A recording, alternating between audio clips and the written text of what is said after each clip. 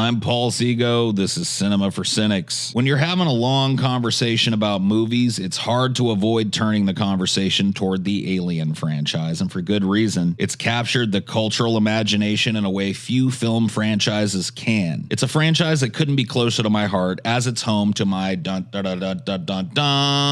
favorite movie of all time. A brilliant blend of horror and sci-fi, Alien and its sequels contain some of the most memorable characters, creatures, special effects, and moments in movie history. It also contains some of the most disappointing, overwrought, cockadoodie nonsense that you will find anywhere. As of now, there are 6 films in the Alien franchise. The first 4 of them are sequential, and the most recent 2 films are prequels. In addition, there's 2 crossover films in the franchise, Alien vs. Predator 1 and 2. We'll be taking a look at those as well. All in all, there's over 16 hours worth of acid dripping, ventilation shaft creeping, pulse rifle emptying alien goodness ahead of us. My favorite franchise of all time. Some of the best writing, directing, and acting ever committed to a film. Unforgettable moment after unforgettable moment. So why do I feel like I'm about to throw up? Join me, won't you, as we take a journey through the cold depths of space for a peek at humanity's future. We'll try and figure out where this growing franchise started, what the movies within it have to offer, and hopefully the answer to our most important question: what the fuck happened to Alien? Strap in, folks. We're in for some chop.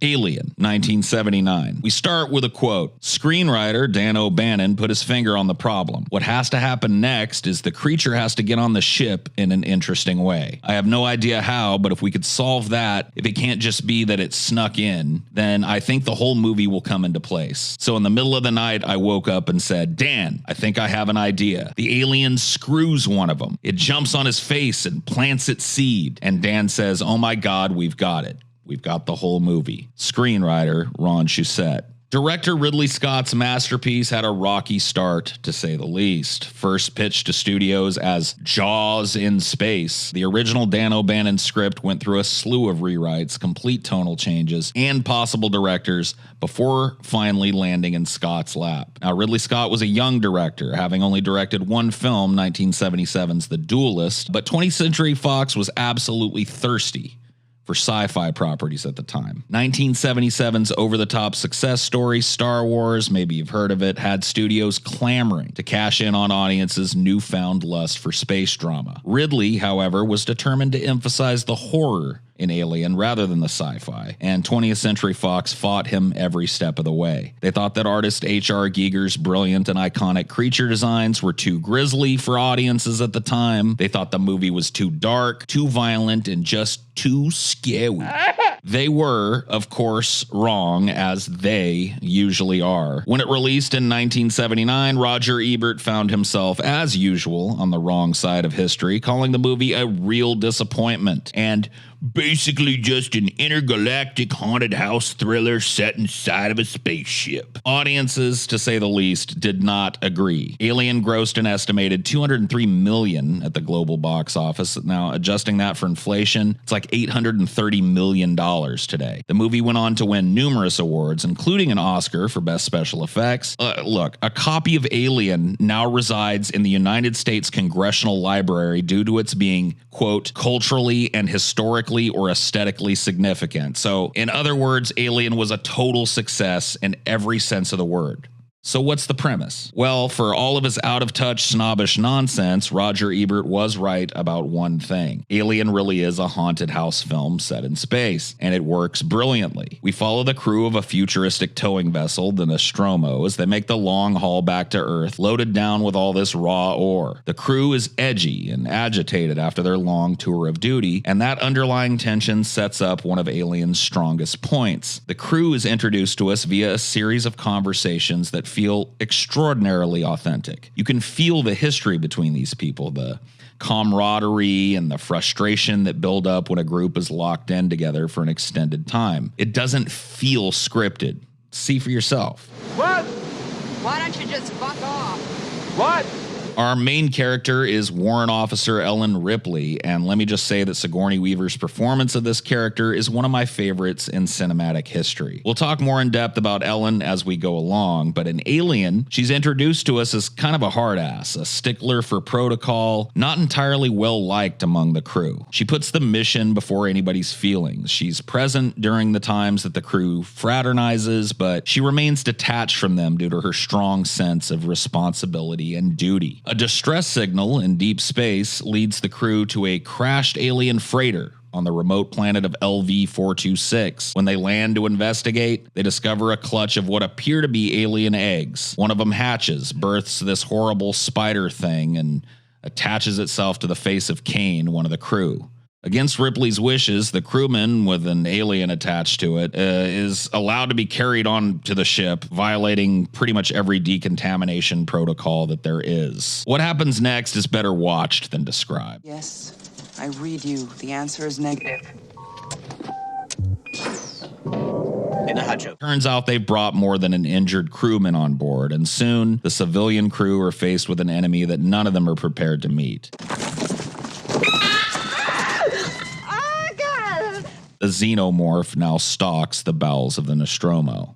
The claustrophobic halls of the towing vessel Nostromo are dark, wet, riddled with vents, ducts, and passageways for the ship's deadly new inhabitant to use. It really is a haunted house, but the xenomorph is no ghost. There's no haunting here, just evisceration. In this way, the alien is not dissimilar to some of the slashers we all know and love. Jason and Michael Myers and Freddy have more in common with the xenomorph than it may seem at first glance. The ship's stark utilitarian design has influenced countless other properties. If you've seen a big space freighter or a dingy, cramped space corridor in a more modern film, chances are it lifted something from Alien. If you played a video game where you find yourself on a derelict alien spacecraft commanding a crew of space marines, chances are you're playing something lifted directly from Alien. The reach of its dark, hyper-capitalist industrial version of the future cannot be overstated. Movie after movie after movie has tried and failed to do what Alien does, to look like Alien looks, to feel like Alien feels, and who can blame them? Despite being made in the late 70s, it feels fresh and new. Ahead of its time doesn't quite cut it. While director Ridley Scott deserves his props, this movie was a beautiful collaboration rather than a singular achievement. The cast, led by Sigourney Weaver, just shines with talent. Giger's brilliant creature designs speak for themselves. The sound design is at least half the reason why the movie's so terrifying. The musical score is big and bombastic and memorable,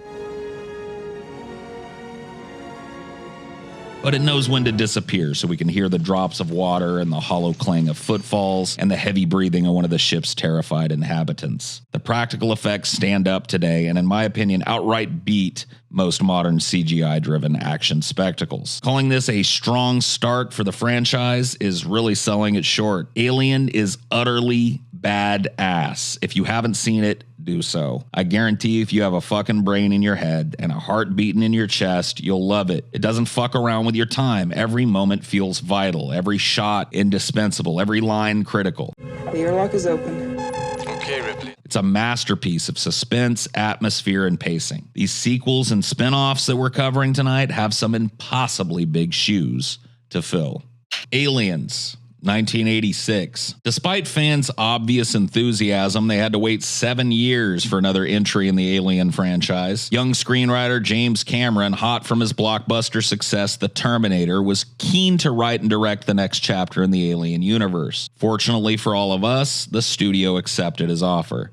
Now, before we go on, let me get this out of the way. This is my favorite film of all time. I have basically nothing but effusive praise for this movie. I genuinely believe it's the total package, the best film ever, if such a thing can exist. I can spend the rest of this review just gushing over every frame of this film and still need to do a full-length part 2. We've got a long way to go, so I'll deny that impulse and try and focus. So what's the gist? Alien follows Ellen Ripley, who has been drifting through space in cryosleep for 57 years after the events of the first movie. She's rescued and and brought home, only to discover that everyone she ever knew, including her daughter who was waiting for her back on Earth, is long dead. The company she works for, Weyland-Yutani, isn't as welcoming as you might imagine they'd be. They want answers. The Nostromo, the vessel from the first film, was expensive, you see, and they aren't buying Ripley's tale of this alien monster. So she has her piloting license stripped for negligence. As if finding out your daughter is dead and losing your job in one day isn't enough, she finds out that while she slept for 57 years, a colony has been established on LV-426. You remember, that's the planet that she and her crew discovered. There are families living there now. And to Ripley's horror, the company refuses to believe that they're all in danger. Utterly defeated, she retires to a quiet Spartan life as a dock worker. That is, until she gets a call from the military. All contact has been lost with the colony on LV-426, and it seems her stories of an alien infestation are being taken more seriously. After some jockeying, she reluctantly agrees to accompany a group of badass, heavily armed space marines as an advisor as they head to LV-426 to find out what happened. And so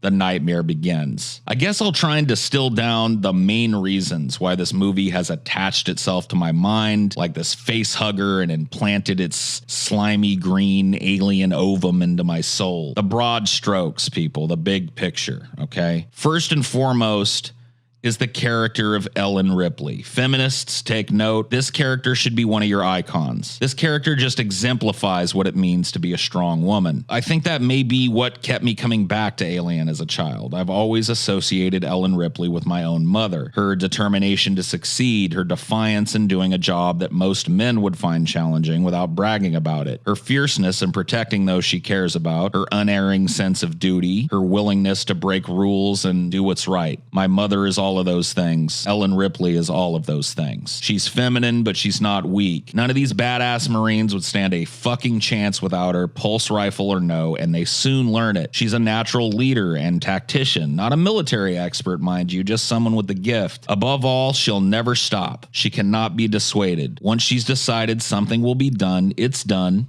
Or she is. I admire that about my mother, and I admire that about Ellen Ripley. The sound design in Aliens takes a torch from its predecessors and just runs with it. The sound of a pulse rifle emptying is almost like a human scream, but digitized. It's such a cool sound that I have a hard time imagining a futuristic machine gun sounding any different. The use of silence, punctuated only by the eerie, pulsing drone of these motion trackers. Nothing. The screams of the aliens as they get torn apart, but they just keep coming. The musical score, oh my fucking god, the musical score. Gerald Goldsmith's sweeping orchestras and flat droning bass are so iconically perfect for the film, it's hard to think of someone who's done it better. The special effects are the best anyone's ever done, in my opinion. Aliens is an absolute triumph of visual effects storytelling. The practical alien effects, the use of macro miniatures, the lighting, the costume and set design, all oozing with acid dripping menace. The vehicles the Marines use, still cooler than anything that's been tried since. I mean, futurism just doesn't get better than this. Step aside CGI. Aliens had this game figured out long ago and already did it better. Word.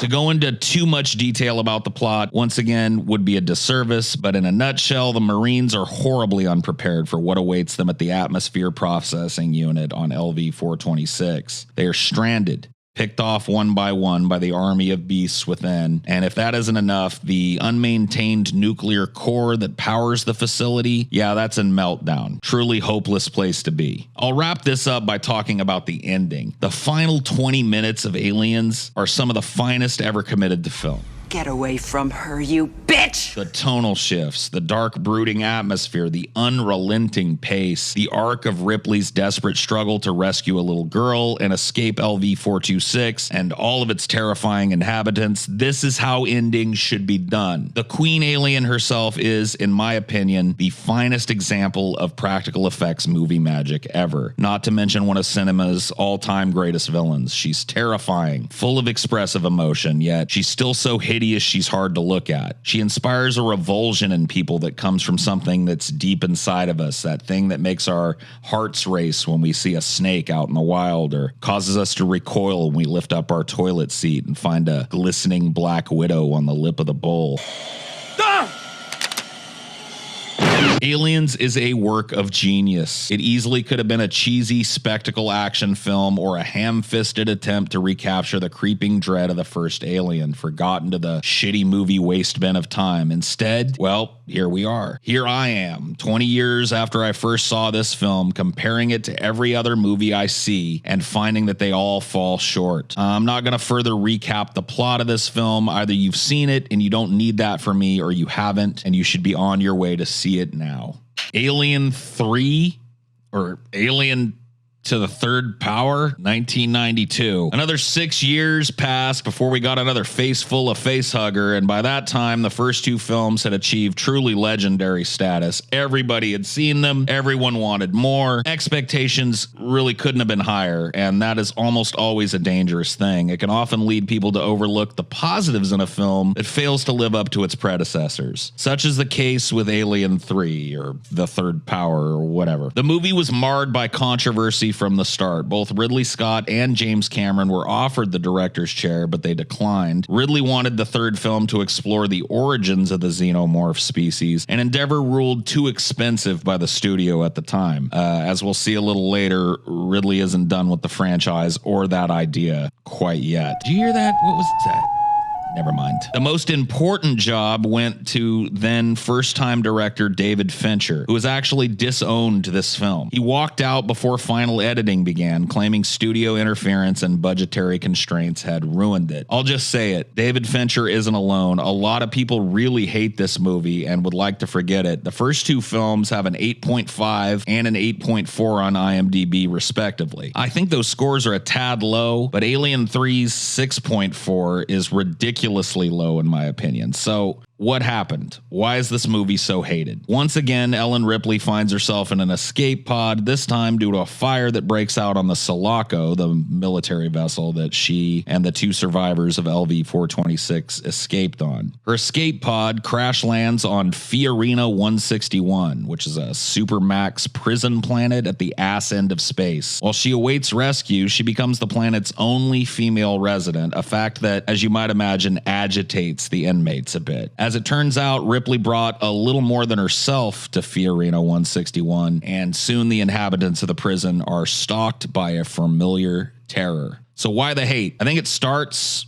well, with the start. The second film, Aliens, culminates in a desperate struggle as Ripley attempts to save a little girl named Newt and a surviving Marine, Hicks, from the alien queen, her deadly brood, and a giant thermonuclear explosion. Against all odds, she succeeds, only just barely, and the three survivors enter cryosleep for the long ride home. In the opening credits of Alien 3, Newt and Hicks are killed in the fire and ensuing chaos that causes their escape pod to launch. It feels like a total cheat.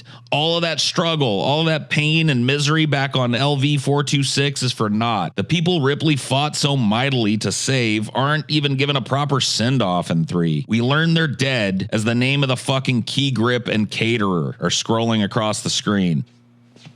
What the fuck is this bullshit that's coming down? It's a cheap way to open, and a cheap way to dispose of two very important characters. It also leaves Ripley's character in an awkward position. She can't spend the entire movie weeping for her loss, as one might expect that she would, and she can't go forward like nothing happened either. What we get is a middle-of-the-road Ellen Ripley, an emotionally confused Ellen Ripley. Most unfortunately, an Ellen Ripley that doesn't feel much like the Ripley we've come to know. It's Alien 3's biggest, most glaring flaw, in my opinion. For the first time, Ellen doesn't grow, she regresses. Alien the Third is also a walk back from the expansive, flashy action we saw in the second film. There are no pulse rifles, smart guns, grenades, sentry turrets, or motion trackers on Fiorina 161, just damp, poorly lit corridors and mining tools. In other words, it's a shift back to the first film in terms of tone. One alien, a group of desperate people, and a futuristic maze to run around in. I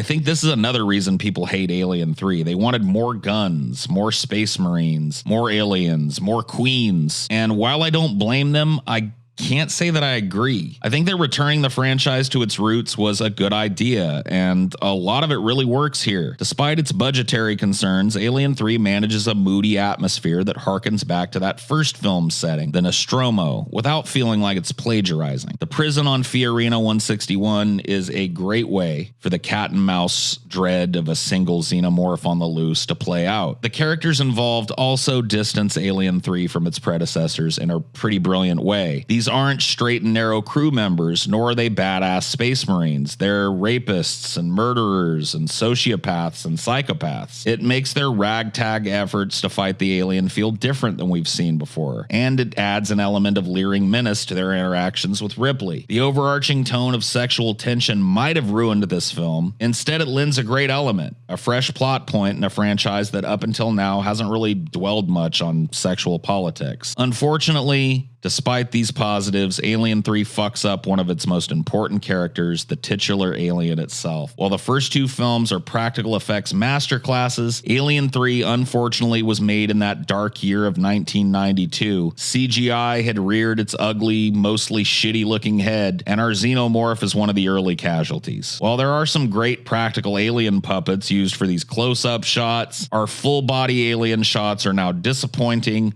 horrible, visually jarring, computer-generated garbage. It sucks all of the air out of a scene when this stupid fucking thing bounds into the frame. It may not have been noticeable in 1992, but make no bones about it, people hated this new look. And finally, we come to the ending. Spoiler alert, Ellen Ripley dies. As much as I've loved the character up until this point, I don't disagree with the choice. 2 run-ins with the xenomorph are believable, horribly unlucky, but still within the realm of like possibility. 3 run-ins starts to be a stretch, and I think the instinct to kill Ripley here was a pretty good one. Nonetheless, people didn't like seeing her go, which I think further tarnished the public's perception of this movie. At the end of the day, I feel like moviegoers' feelings on Alien 3 have softened over time. There's an extended director's cut release, and that's only sweetened the pot for modern viewers of the movie, and I think that with a little time and distance, people have warmed up to it, and I'm glad to see that. Is it as good as Alien or Aliens? No. Is it a 6.4 mediocre entry into the franchise? Absolutely not. It's a good flick. If you want mediocre or worse, look no further than our next woeful entry into this franchise.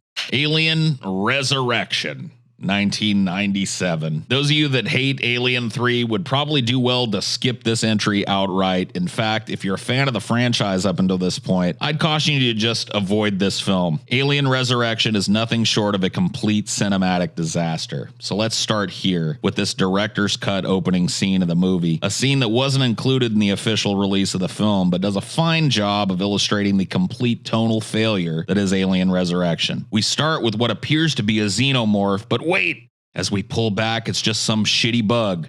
Then squish! Isn't that funny? Look at this guy. He's grossed out. Ooh, he wiped it on the lens. How gross and hilarious. Like, what the fuck is this attempt at a comedic tone doing in my Alien movie? You better get used to it, because Alien is a dark comedy franchise now. You want proof? I got you covered. But before we get to that, let's set the scene. Ellen Ripley is, get this, alive. Who could have thunk it? 200 years after the last movie, the evil Wayland Corporation has, I don't know, somehow used medical blood samples from the prison on Fiorina 161 to like clone Ripley. And then they have somehow crossbred her with a xenomorph because the cloning includes the alien queen that she was supposedly harboring in her chest. What the fuck ever. This sucks. And guess what else sucks, folks? The character of Ellen Ripley herself. Due to the cloning process, she doesn't even remember who she is or how to talk or function. I just have to say this.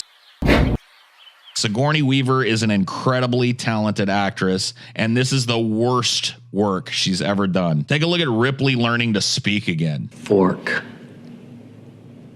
Fuck. Fucking ugh. And it just gets worse. As she remains on the secret scientific space station, she quickly regains her ability to speak and function cognitively as an adult. And when I say quickly, I mean over the course of a single 5-minute conversation where she starts as this drooling monosyllabic idiot and ends as a shrewd, violent, threat-making action badass. And that is where Ripley stays for the rest of this dreadful film. They've finally taken this great character, an iconic female in films, Ellen Ripley, and turned her into a generic, brooding action doofus that could have easily been played by Arnold Schwarzenegger or Jean-Claude Van Damme or fucking Stallone. Gone is Ripley's heart. Gone is Ripley's intelligence, compassion, and soul. Instead, we're left with this horrible, over-the-top bullshit that is simultaneously weirdly macho and over-sexualized. Don't listen to this film's opening monologue. Ellen Ripley died on Fiorina 161. She's not back. This character is not her.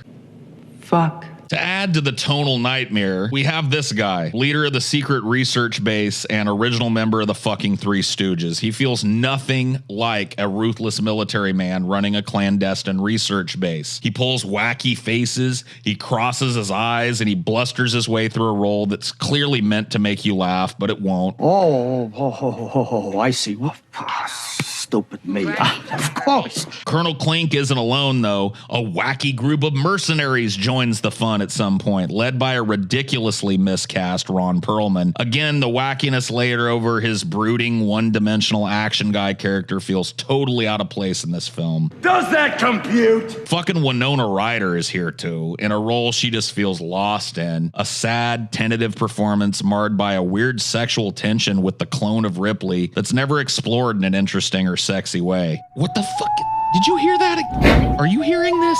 Anyway, blah, blah. It turns out the scientists on the stations have cloned a queen alien, so at least we've got some Xenos to fight, right? Well, yes, we do. Are they creepy and menacing as they should be? No, not really. CGI is again to blame, as are the well-lit environments, which feel more like a Star Trek set than anything we've seen in the Alien franchise. The end almost feels like a deliberate fuck you to the fans of this franchise. In fact, I think it genuinely was meant that way. The movie builds towards what we assume is a final showdown between Ripley Schwarzenegger, a few mercs that are left, and the alien queen imprisoned on the station. You as the viewer, I shit you not, you'll believe this right up until the end when this fucking thing appears and kills the queen. What the fuck is that? This thing is called the Unborn and is supposedly Ripley's half xenomorph, half human child. I don't even know what else to say about the movie at this point. The last 10 minutes have the rest of the cast running from this big dork in a rubber suit. I guess the movie was intent on remaining an ill-conceived comedy right up to the fucking very end. It succeeds at that, even if it fails at everything, and I mean literally everything else. Alien vs. Predator 2004 and Alien vs. Predator Requiem 2007. From the shocking depths of Resurrection, the franchise dips into spin-off territory for a couple of entries. Alien vs. Predator had some major promise as a crossover franchise. Both beloved sci-fi villains had been rumored for years to be teaming up for a great big movie, and I, like many others, was pumped to see these two sci-fi titans go at each other. You know, when I started this project, I played with the idea of giving each of these films its own little review for the sake of thoroughness, if nothing else. But after watching both of these films twice, I realized that that would be a profound waste of both my energy and your time. These movies do not carry the torch for either of these franchises. Both stabs at Alien vs. Predator never ascend beyond the big dumb action movie threshold. Gone is the agile, sinister apex predator. Now we've got this guy who looks like a bad attempt at a WWE superstar. Look at this Brutus the Barber beefcake looking fuck. How does he hunt things? By slinging them into the opposite rope for a clothesline? Is he going to climb the top turnbuckle and do an atomic elbow drop on you? Fuck this shit. These movies have some of the worst dialogue you will ever find. Listen to this exchange.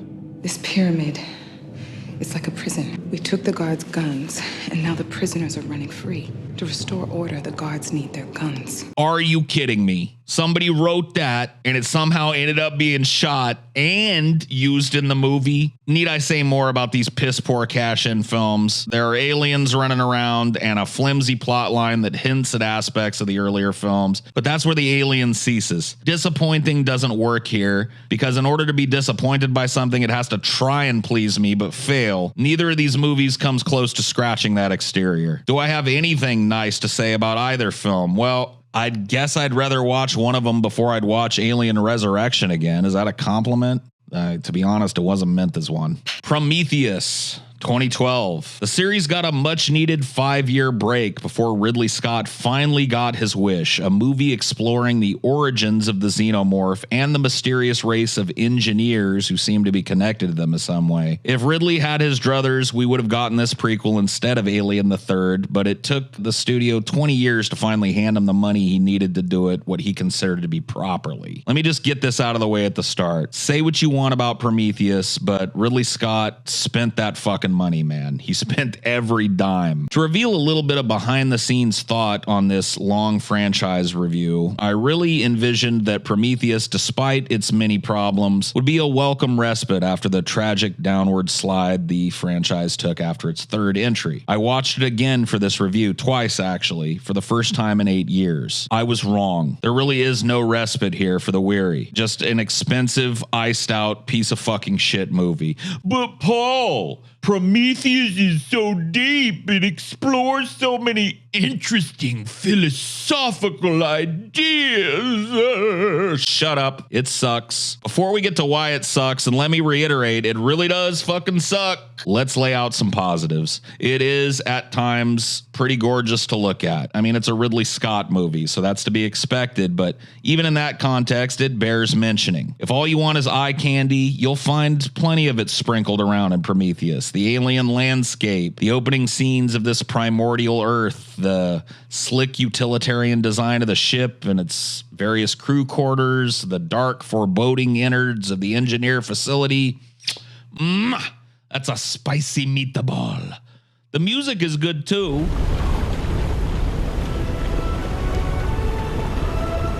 Mark Streitenfeld turns out a really good main theme, something most movies had stopped doing by 2012. There are a couple of scenes that are memorably brutal in a way that almost evokes Kane's death on the Nostromo back in the first film. Most notably an alien abortion in a futuristic automated surgery pod. Unfortunately, that's about it. And unfortunately for me, you've probably heard most of the bad already. Yes, Charlize Theron would have lived if she'd just run left or right here. Yes, the old age makeup on Guy Pearce is the worst I've ever seen in a movie. Inexplicably bad given how good most of this movie looks. Yes, all of the characters are downright annoying at times. Some of them constantly. Yes, the scientists aboard the exploration vessel Prometheus have to be the shittiest scientists on Earth, which makes no sense, seeing as how the whole expedition was financed by Peter Wayland, aka 2093's Jeff Bezos. Despite having futuristic analysis equipment, they test alien compounds by like dipping their fingers in them. They interact with this menacing alien biology by petting it. I mean, no. The plot doesn't make a fuck ton of sense, no matter how hard you try and filter it through Nietzsche or Proust. No, the philosophical implication of finding our creator only to be disappointed by him isn't enough to carry this film. Let's talk about a couple of my biggest pet peeves with this film. The first being this guy, played by Logan Marshall Green. Charlie Holloway isn't a completely insufferable character like some of these shitbags. That is, until he's sharing the screen with David, an android responsible for maintaining the ship while the crew's in hypersleep. He's just immediately and overtly hostile to David, to the point of literally ordering him around by calling him like boy, and right in front of Idris Elba's character, no less. Yikes. It's almost like a callback to Ellen Ripley's disdain for the synthetic bishop in the second film, only she actually had an understandable rationale. Remember, the android she served with on the Nostromo was damaged and went insane, killed some of the crew in the first Alien outing, right? Understandable then that she'd be so standoffish and rude and openly hostile to a synthetic. Charlie, on the other hand, he's just an asshole. It's not without reason, it's just without an actual character-driven reason. Charlie has to be an asshole so that David the synthetic can choose him as the crew member to fuck over later. This is done so that David can be the villain of the film without really being the villain. Cheap. There's also this guy who, despite his mohawk, neck tats, and anachronistic 1970s gutter punk aesthetic, looks softer than a motherfucking muffin. He's a geologist, apparently the best one in the world, and yet manages to get lost in the alien facility, even though he controls the futuristic geological mapping software. The other scientists who have no such mapping equipment just walk out the way they came. Maybe you should have tried that. Ultimately, though, it's not these cast of unlikable moronic characters that kills this film for me, nor is it the shitty age makeup or the inexplicable action scenes. It's the fact that this movie raises a question: where did the xenomorph come from? And never supplies even a hint at a real answer. In fact, those questions, what are they? Why are they? Seem to be overshadowed by a more mundane question. What are we? Why are humans here? I mean, I'm fine with exploring that question in a film, but not in a fucking alien movie, man. Not here. To sum it up, I'm not trying to poop on the philosophical bent in this film. Many people have done incredibly deep dives into fan theories about Prometheus, its sub-themes, and its influences. To be blunt, I just don't fucking care. The movie didn't earn that kind of deep examination from me. I never tried to engage that part of my brain, and every time I got close, someone did or said something so stupid as to rip me away from it. Oh, come on, 100 credits. Put it towards a lap dance with Miss Vickers. How about that, eh? The Titan Prometheus committed the sin of stealing fire to share it with mankind. This movie's sin is similar. It promises an alien film to mankind, but then slaps a big wet turd in our collective outstretched hands and then runs away giggling into the night. This movie, like its Titan namesake, should be strapped to a rock so that an eagle can eat its liver for eternity. Alien Covenant 2017. Honesty time, folks. I had planned at the beginning of this review to cheap out on this final entry. After all, I reviewed Covenant on this very channel way back in 2017. You'll find it linked below. Surely I remembered it well enough to cheat and avoid watching it for this review, right? Well, rejoice ye who suffer, for I have slightly more integrity than that, if only slightly. As much as it pained me to do so, I slogged through this piece of shit 2 more times. The game for me then is to try and avoid repetition, at least as best as I can. Covenant follows a group of colonists on a ship named Covenant, headed to the distant planet of Origai 6. Sounds like a planet that makes you cum. Planet Bust-a-Nut. Good choice, colonists. Anyway, on the way out there, the mission is interrupted by a mechanical failure, and while fixing it, the crew picks up a stray transmission from an uncharted part of space. I'm entirely convinced that Danny McBride's character in this film was only written in so that he could recognize the distorted tune in the background as John Denver's classic Country Roads. Take me home, country road. That's fucking John Denver. Good thing there's a drunk future space hillbilly burnout on board, y'all. We're gonna need a bunch of those on Orgasmo 6 or whatever. I mean, to be fair to Danny McBride, Covenant is full of characters that just don't need to be there. Remember how each crew member in Alien had a plot-driven reason to exist? Remember how those side characters added more to the film than they subtracted in runtime? What about the great military characters in the sequel, Aliens? Remember how each of them had like a personality and stuff? They had interesting lines and time to shine, even if the apex of that shine was their death. Yeah, that's all gone now. If you give fuck one about any of the characters in this film, I literally can't help you. Maybe you're the fucking alien, because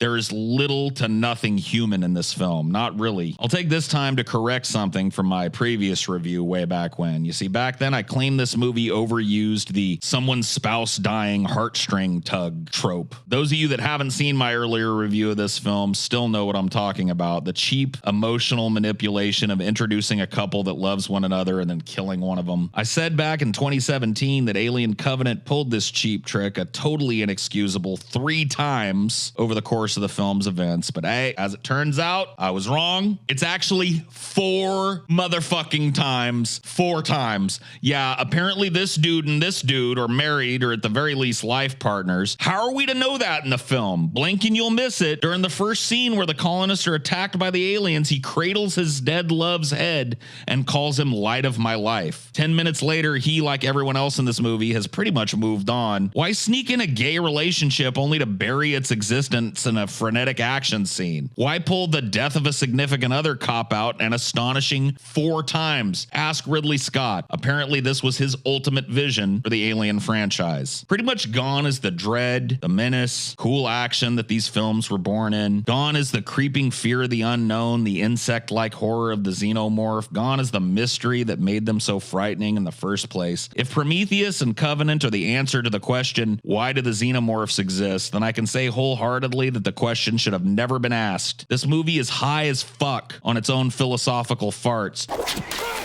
creation, creator, religion, atheism, faith, and fact, knowing and believing. It's like an intro to philosophy class that some defenders try to dress up as deep. It ain't deep. And what's worse, it's really no fucking fun to watch. Keep your philosophy if your intent is to bore me or disappoint me. Take that fucking flute and stick it right up your android ass, David. I tell you to cram this entire movie up there, but unfortunately for us, this movie already exists up your ass. We, the audience, are just one giant nose forced to inhale the synthetic, overindulgent vapors flying out of Michael Fassbender's robo ass. Fuck this movie and fuck anybody who'd defend this as a legitimate or worthwhile entry into the Alien franchise. Watching all of these back to back for the purposes of writing this review has answered the question we started with for me in bold-faced black and white. What the fuck happened to Alien? It was sacrificed on the altar of Ridley Scott's ego. These last two films, Prometheus and Covenant, could have been a triumphant return to form for a franchise that languished in schlock hell after it burst out of Kane's chest and onto the scene. Instead, they were a self-indulgent mess, a waste of talent, and most egregiously, a waste of time for Alien's dwindling fandom. But don't lose all hope. Maybe Ridley knows what he's done. Maybe his eyes are just above the waterline of the ocean of his ego. Maybe he can fix this. Headline: Ridley Scott says new Alien film is coming, but likely won't revisit Prometheus world. A quote from the Forbes article dated September 5th, 2020. That's an approach Scott is using in the evolution of the wildly successful and largely acclaimed Alien franchise. To date, it's grossed over $1.3 billion at the worldwide box office. The most recent installment was 2017's Covenant, but Scott's confirmed another film is still in the works. That's in process. We went down a route to try and reinvent the wheel with Prometheus and Covenant, he enthused. Whether or not we go back to that is doubtful because Prometheus woke it up very well. But you know, you're asking fundamental questions like, has the alien himself, the face hugger, the chest burster, have they all run out of steam? Do you have to rethink the whole bloody thing and simply use the word to franchise? That's always the fundamental question. Please, Ridley, don't use the words to franchise. Don't abuse what we love anymore. Mend that which you have broken. Like your android David, scrub from existence that which displeases us. Take these glorious, brilliant ideas, the ideas that seeded this beleaguered franchise, and make something scary and beautiful and boundary pushing with them. I believe in the potential of this franchise, and despite your transgressions, shut up, David. I believe in you, Ridley. If you liked this, subscribe for more. Check out the other videos on our channel. Tell your friends where to find us. See you next time.